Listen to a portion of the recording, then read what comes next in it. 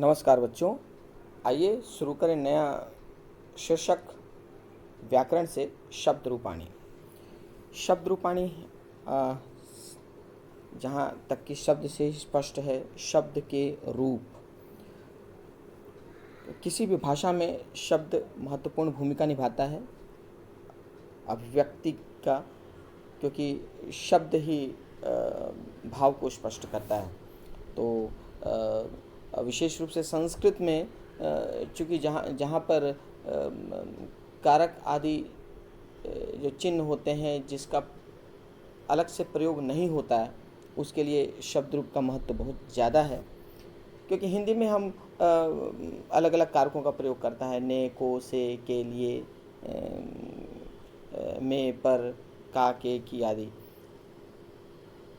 अंग्रेजी में भी प्रीपोजिशंस का प्रयोग होता है, परंतु संस्कृत में इस प्रकार के विभक्ति चिन्हों का कोई प्रावधान नहीं है, व्यवस्था नहीं है, जिसके कारण यह आवश्यक हो जाता है कि हम शब्द रूप को याद करें। क्योंकि शब्द रूप को यदि आप शब्द रामः कहते हैं प्रथमा का, तो उसमें ने अपने आप शामिल हो जाता है, तो अलग से ने लिखने की आवश्यकता नहीं होती। आप रामम कहते हैं तो को शामिल हो जाता है, रामेण कहते हैं तो से के द्वारा शामिल हो जाता है, रामाय कहते हैं तो के लिए, रामस्य कहते हैं तो राम का, के की, और रामे कहते हैं तो राम में। तो इसके शब्द रूप की व्यवस्था में ही कारक शामिल है, जिसके कारण इसको जानना और इसको याद करना बहुत आवश्यक है। प्रत्येक शब्द के रूप अलग अलग चलते हैं, समस्त रूप एक दूसरे से अलग होते हैं।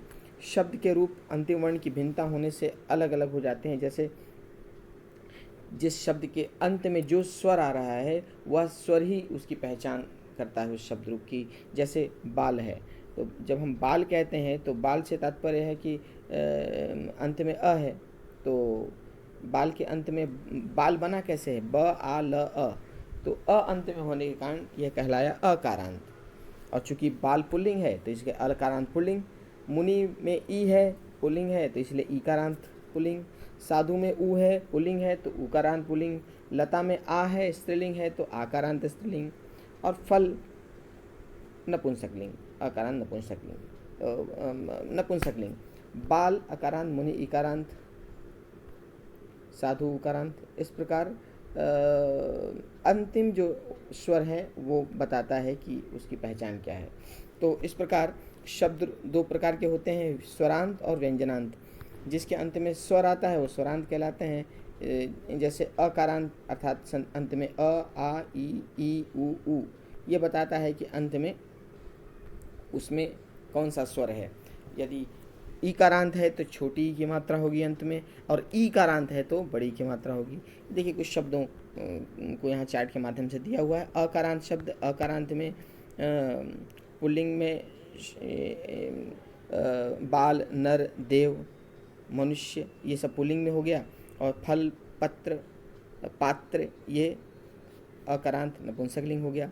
आकारांत में स्त्रीलिंग का ही रूप चलता है, ये हमेशा याद रखें। जिसके अंत में आ होगा वो स्त्रीलिंग ही होगा। तो लता, रमा, माला, महिला, इन सब के अंत में आ है। इकारांत में अंत में छोटी की मात्रा, पुल्लिंग शब्द में मुनि, कवि, कपि, ऋषि, ये पुल्लिंग हो गया। इकारांत स्त्रीलिंग में मति, गति, श्रुति,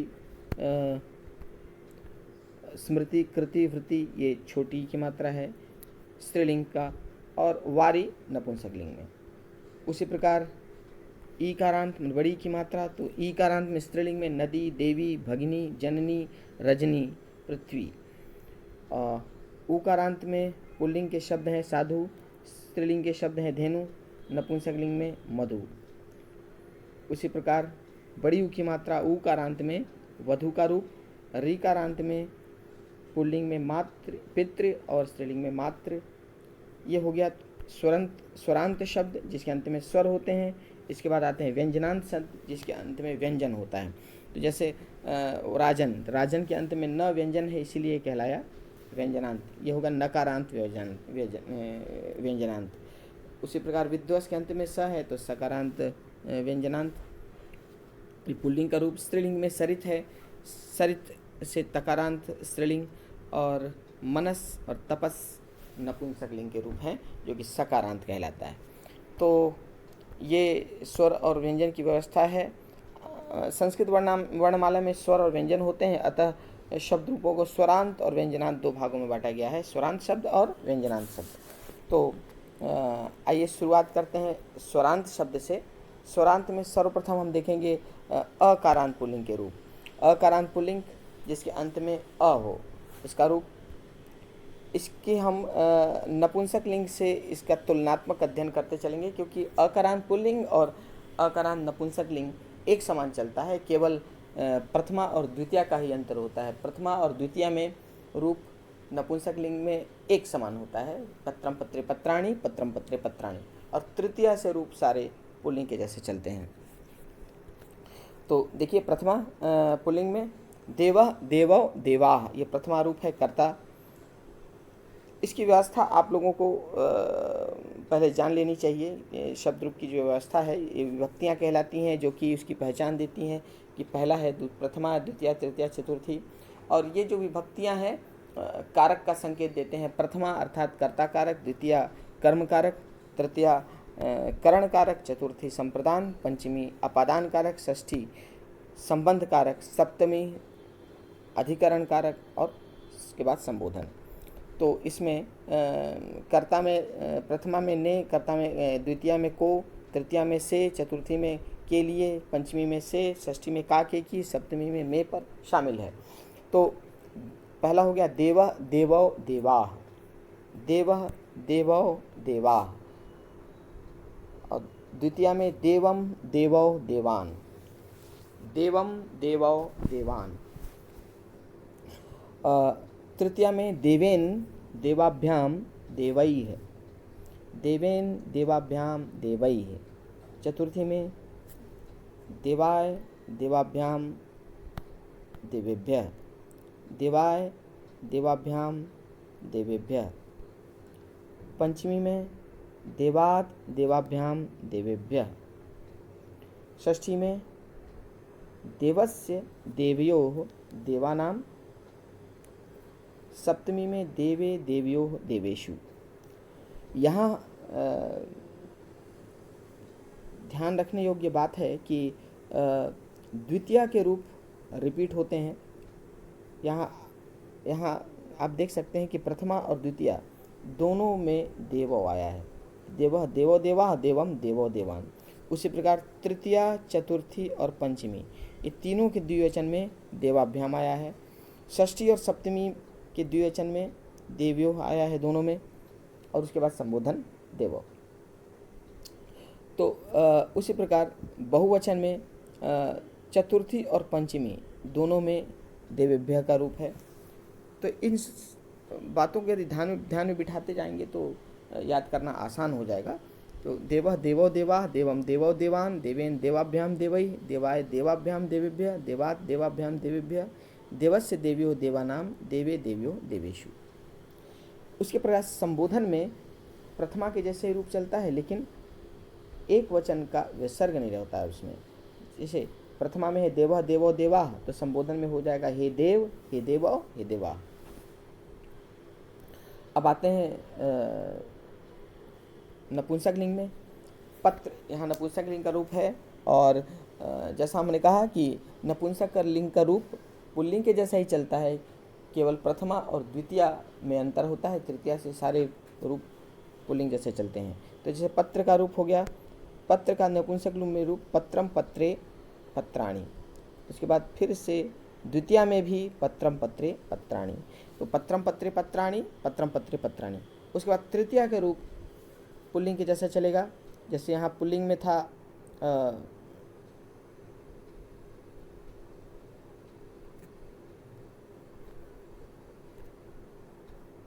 पुल्लिंग में था तृतीया में देवेन देवाभ्याम देवैः, तो पत्र का पत्रेण पत्राभ्याम पत्रैः। चतुर्थी में देवाय देवाभ्याम देवेभ्यः, तो पत्राय पत्राभ्याम पत्रेभ्यः। पंचमी में देवात् देवाभ्याम देवेभ्यः, पत्रात् पत्राभ्याम पत्रेभ्यः। षष्ठी में देवस्य देवयो देवानां, तो पत्रस्य पत्र्यो पत्राणाम। और संबोधन में सप्तमी में देवे देवयो देवेषु, तो पत्रे पत्र्यो पत्रेषु। हे देव, हे देवो, हे देवाः, तो यहाँ हे पत्र, हे पत्रे, हे पत्राणि, हे पत्र, हे पत्रे, हे पत्राणि। यहाँ पे संबोधन में पत्रम का म नहीं रहता है, केवल पत्र होता है। हे पत्र, हे पत्रे, हे पत्राणि। तो इस प्रकार यह अकारांत का रूप था। अब आगे बढ़ें आकारांत। आकारांत हमेशा स्त्रीलिंग में ही चलता है रूप। स्त्रीलिंग में आज हम लता और रमा ये दोनों के रूप पढ़ेंगे। यदि लता का रूप है तो रमा का रूप भी वैसे ही होगा, स्वाभाविक है। तो रूप लता, लते, लताः, लता, लते, लताः। तो रमा में रमा, रमे, रमाः। द्वितीया में लताम, लते, लताः। तो रमा में द्वितीया रमाम, रमे, रमाः। तृतीया में लतया, लताभ्याम, लताभिः, लतया, लताभ्याम, लताभिः। तो रमा में रमया, रमाभ्याम, रमाभिः। चतुर्थी में लतायै, लताभ्याम, लताभ्यः, लतायै, लताभ्याम, लताभ्यः। तो रमा में रमायै, रमाभ्याम, रमाभ्यः, रमायै, रमाभ्याम, रमाभ्यः। पंचमी में लतायाः, लताभ्याम, लताभ्यः। तो रमा में रमायाः, रमाभ्याम, रमाभ्यः। षष्ठी में लतायाः, लतयोः, लतानां, लतायाः, लतयोः, लतानां। षष्ठी में रमायाः, रमयोः, रमाणां, रमायाः, रमयोः, रमाणां। यहाँ आप देख रही है कि यहाँ पे नाम है लता में और यहाँ पे णाम है। इसका कारण क्या है? ये ध्यान रखेंगे कि जिस शब्द में र या षटकोण वाला मूर्धन्य श आता है या री आता है, वह वहाँ पर न होके ण हो जाता है। चूँकि रमाणाम, रमा शब्द में र है इसलिए न की जगह ण हो गया। और लता में लता में री, र या श नहीं है इसलिए न है। ठीक है। तो रमायाः, रमयोः, रमाणाम। तो जिस शब्द में र री या श होता है मूर्धन्य का, वहाँ पे न नहीं होता, ण हो जाता है। इसके बाद सप्तमी लतायाम, लतयोः, लतासु, लतायाम, लतयोः, लतासु। तो रमा का रमायाम, रमयोः, रमासु, रमायाम, रमयोः, रमासु। उसी प्रकार संबोधन हे लते, हे लते, हे लताः, हे लते, हे लते, हे लताः। और यहाँ पर हे रमे, हे रमे, हे रमाः। तो आइए अब इसका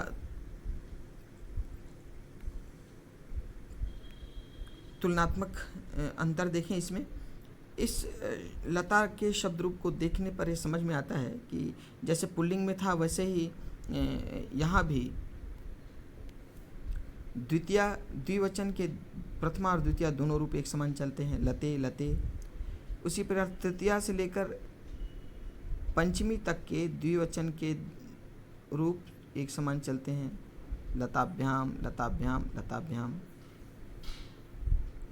उसी प्रकार षष्ठी और सप्तमी के दोनों रूप द्विवचन के एक समान चलते हैं, लतयोः, लतयोः। बहुवचन में प्रथमा और द्वितीया के दोनों रूप एक समान चलते हैं, लता, लते, लताः, लताम, लते, लताः। कोई अंतर नहीं है। अंतर केवल द्वितीया में म जुड़ गया है, बस यही अंतर है, वरना लता, लते, लताः, लताम, लते, लताः एक समान है। तृतीया में लता भी होता है, चतुर्थी में और पंचमी में दोनों में बहुवचन के रूप एक समान होते हैं, लताभ्यः, लताभ्यः। षष्ठी में लता नाम होता है, सप्तमी में लतासु और संबोधन में हे लता। ये ध्यान रखेंगे कि पुल्लिंग में, स्त्रीलिंग में लता नाम है, लेकिन पुल्लिंग में स्त्रीलिंग में लतासु है और पुल्लिंग में एषु होता है। स्त्रीलिंग में आसु और पुल्लिंग में एषु। तो बालिका का बालिकासु और पुल्लिंग में होता है बालकेषु। ये थोड़े थोड़े अंतर हैं जिसको हमें ध्यान में रखना है। उसी प्रकार एक वचन भी देखते हैं तो लतायाः और लतायाः दोनों एक समान है। ये पंचमी और षष्ठी का रूप एक समान चलता है। संबोधन में देखते हैं तो संबोधन में आकारांत स्त्रीलिंग में एक वचन और द्विवचन दोनों में एक समान होता है। हे लते, फिर से हे लते, हे लते, हे लते, हे लता। तो इस प्रकार ये आकारांत स्त्रीलिंग का रूप आप लोग इसका अभ्यास करेंगे, लिखने का प्रयास करेंगे तो निश्चय ही तुरंत याद हो जाएगा। अब आगे आते हैं ईकारांत पुल्लिंग मुनि। मुनि ईकारांत पुल्लिंग है और यहाँ भी कवि ईकारांत पुल्लिंग है। दोनों का रूप एक समान ही चलेगा, तो एक साथ देखेंगे ताकि इसे आसानी से हम समझ सकें। और आप लोग अंतर को देखते जाएंगे कि रूप में क्या अंतर आ रहा है। प्रथमा मुनि मुनि मुनयः, मुनि मुनि मुनि, यहाँ दिख रहा है पहले छोटी की मात्रा है विसर्ग के साथ, उसके बाद मुनि में बड़ी की मात्रा है।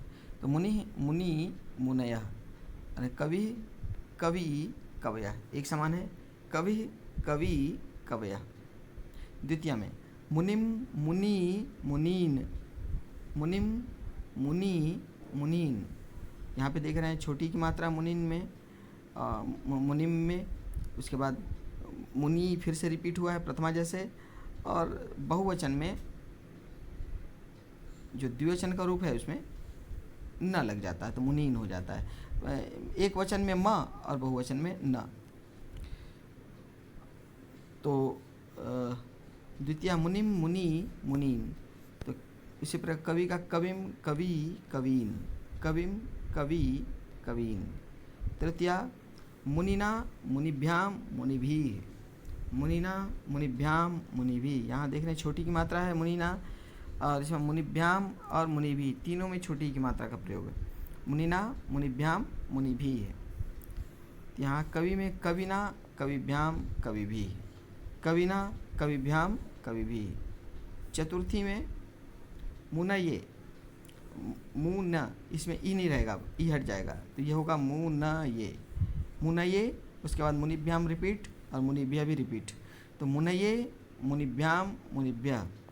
तो कवि का कवये, यहाँ कवि में से ई हट गया है, बचा है कवये, तो कवये कविभ्याम कविभ्य।